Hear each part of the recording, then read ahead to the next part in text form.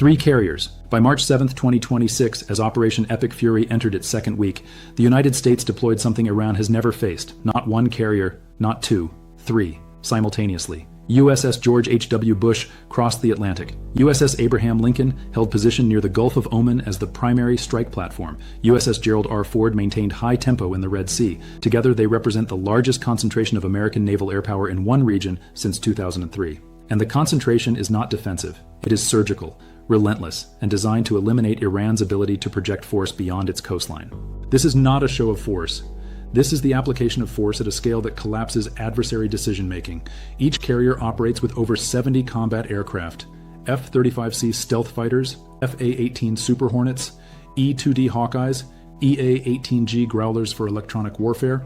Together, the 3 carrier air wings field over 200 combat aircraft, add over 15 Aegis destroyers and cruisers providing air defense and Tomahawk capability, and you have floating military infrastructure that can sustain operations indefinitely without resupply from shore bases vulnerable to missile strikes. Since February 28th, when Operation Epic Fury began with the assassination of Supreme Leader Ali Khamenei, U.S. and Israeli forces have struck over 3,000 targets inside Iran. Not 300, 3,000. The targeting has been methodical.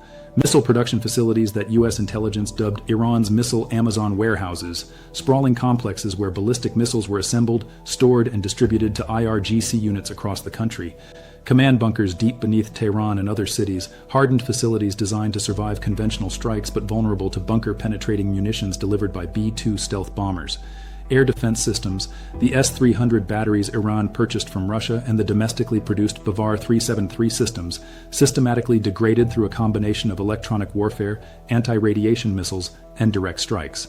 And then there is the Navy. Iran's naval forces have been decimated, over 30 warships sunk, fast attack craft that Iran relied on for asymmetric warfare in the Strait of Hormuz gone, patrol boats armed with anti-ship missiles destroyed at dock or hunted in open water. The Iranian Navy's larger surface combatants, frigates, and corvettes eliminated in the opening days. What remains is scattered, hiding in ports or blending with civilian traffic. U.S. officials stated Iran's Navy has effectively evaporated. This is not hyperbole. Satellite imagery confirms the destruction. Ports that once housed dozens of military vessels now show burned-out hulks and empty berths. The ballistic missile threat has collapsed. Reports indicate Iran's ballistic missile launch capacity has been reduced by 93%. 93%. This is the strategic backbone of Iran's deterrence. The systems that were supposed to make any attack on Iran unthinkably costly. Mobile launchers tracked and destroyed. Production facilities bombed. Storage depots obliterated. The missile waves Iran launched in the first days of the war, the barrages that struck Tel Aviv and targeted U.S. bases across the region, have slowed to a trickle. Not because Iran has chosen restraint, because Iran is running out of missiles and the means to launch them. This is where the mathematics of attrition become decisive. Iran launched over 500 ballistic missiles in the first 9 days of the war. Those missiles came from stockpiles accumulated over years. Once expended, they cannot be rapidly replaced. Missile production requires precision manufacturing, specialized materials, and time. The facilities that produce those missiles are now craters. The engineers and technicians who operated those facilities are dead or scattered. Even if Iran had the political will to rebuild, the infrastructure no longer exists, and the triple carrier presence ensures it will not be rebuilt. Any attempt to reconstitute missile production will be detected and destroyed before it becomes operational. The Strait of Hormuz is the strategic choke point at the center of this war. 20% of global oil supply flows through that narrow passage.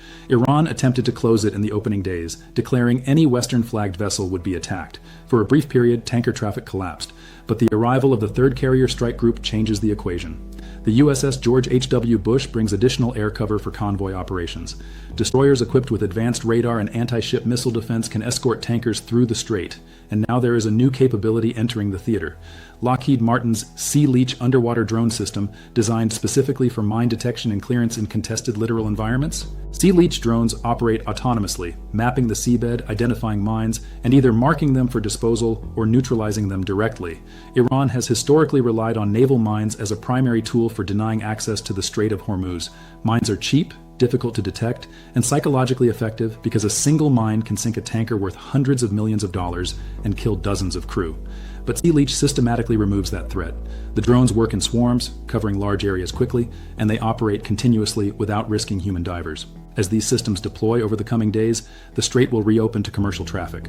Oil prices, which spiked above $120 per barrel, will stabilize, and Iran's primary leverage over the global economy will evaporate along with its navy. The political dimension is fracturing. Iranian President Pezeshkian issued formal apologies to Saudi Arabia, UAE, and Qatar for the missile and drone strikes that hit their territory in the opening days of the war. The apologies are framed as accidents, stray munitions, targeting errors. This is gaslighting at a state level. Iran launched those strikes deliberately, attempting to punish Gulf states for hosting U.S. bases and allowing coalition aircraft to operate from their airspace. But now that Iran's military position has collapsed, Tehran is trying to peel away regional support for the U.S. campaign. The apologies are not sincere. They are strategic repositioning, an attempt to convince Gulf states that continuing to support the U.S. war effort will bring more danger than benefit. It is not working. Saudi Arabia, UAE, and Qatar all suffered casualties from Iranian strikes. Their ports and oil infrastructure were targeted. Their populations witnessed Iranian missiles in their cities. Apologies do not undo that, and the Gulf states can read the battlefield. Iran is losing badly. Aligning with a collapsing regime offers no benefit, so the apologies are accepted diplomatically but ignored operationally. U.S. aircraft continue flying from Qatar and UAE. Saudi Arabia continues coordinating airspace. The regional coalition Iran hoped to fracture is holding. Donald Trump has made the U.S. position explicit. No negotiations, no ceasefire, no off-ramps. The only acceptable outcome is unconditional surrender. Trump stated publicly that Iran must lay down arms, dismantle its nuclear program, and accept international inspections without limitation. Anything less will result in continued military operations until the Iranian government capitulates or collapses. This is not a negotiating position. This is an ultimatum, and the military campaign is designed to make that ultimatum the only rational choice Iran has left. Inside Iran, the regime is fracturing. The IRGC, Iran's Revolutionary Guard Corps, has issued threats against its own population. Reports from inside Iran describe checkpoints in major cities, IRGC units deployed not to fight external enemies, but to prevent internal uprising. The regime fears its own people more than American bombs, because the bombs will stop. But if the Iranian population rises in revolt, the regime has no answer. The IRGC cannot occupy every neighborhood, it cannot arrest millions, and it cannot sustain a two-front war against both the United States and its own citizens. This is the trap closing. Iran's military capacity is degraded beyond recovery in the short term. Its navy is gone, its missile stockpiles are depleted, its air defenses are shredded. The Strait of Hormuz, the primary leverage point Iran held over the global economy, is being systematically reopened by U.S. forces. Regional allies are not breaking from the coalition. And domestically, the regime is preparing for civil unrest rather than military victory. The question is no longer whether Iran can win this war. The question is whether the regime will choose total collapse or surrender before collapse becomes inevitable. The second phase of Operation Epic Fury is already underway. U.S. stealth aircraft and fourth-generation fighters, F-15s, F-16s, F-18s, operating from 3 carrier strike groups and regional bases, are methodically eliminating what remains of Iran's fast attack boats and dispersed air defense systems. The operational pace is relentless, sorties every hour, targets struck around the clock, and Iran has no effective counter. The war is not over, but the outcome is no longer in doubt. Iran will either accept unconditional surrender or it will experience total military and political collapse. Those are the only paths forward, and the triple carrier presence in the Gulf ensures that one of those outcomes will arrive soon. The clock is running, the strait is reopening, the regime is isolated, and the choice, such as it is, now belongs entirely to Tehran.